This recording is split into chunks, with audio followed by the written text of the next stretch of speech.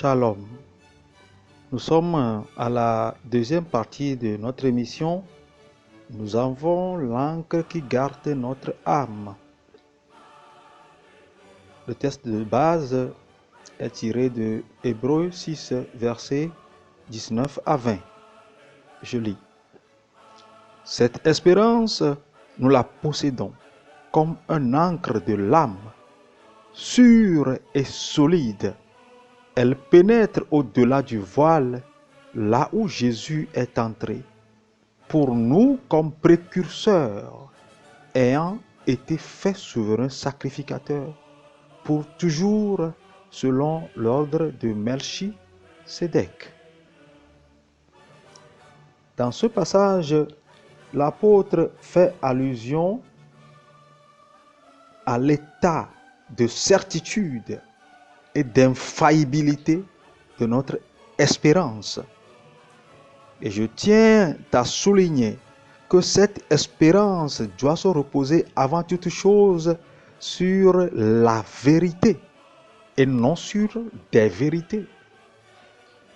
Et cette vérité est que Jésus-Christ est Fils de Dieu, qu'il est venu en chair parmi les hommes, qu'il est mort, ressuscité et retourné dans la gloire du Dieu Tout-Puissant, de là où il reviendra pour juger les morts et les vivants.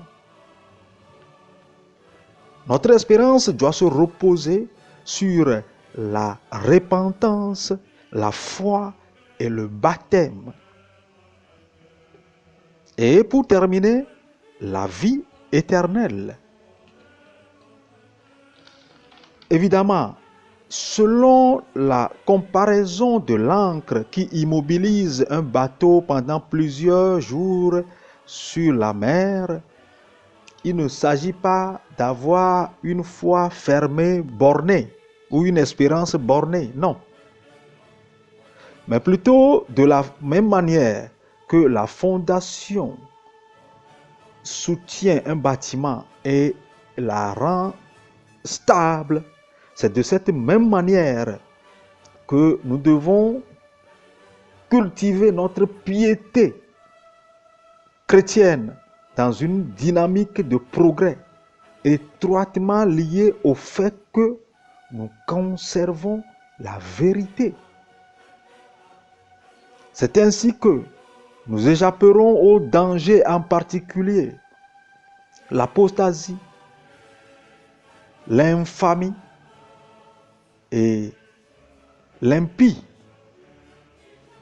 C'est pourquoi il nous arrose de sa pluie divine afin que nous portions des fruits dignes de lui, afin que nous puissions prospérer jusqu'à ce que nous soyons transplantés dans le paradis d'en haut. Il est entré comme précurseur dans ce contexte précis, veut dire que l'action de Jésus ou l'œuvre de Jésus a frayé la voie à nous autres.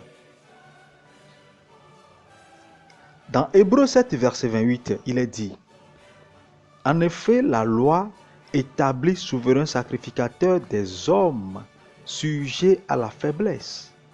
Mais la parole du serment qui a été fait après la loi établit le Fils qui est parfait pour l'éternité. Son action est donc infaillible et dure à toujours.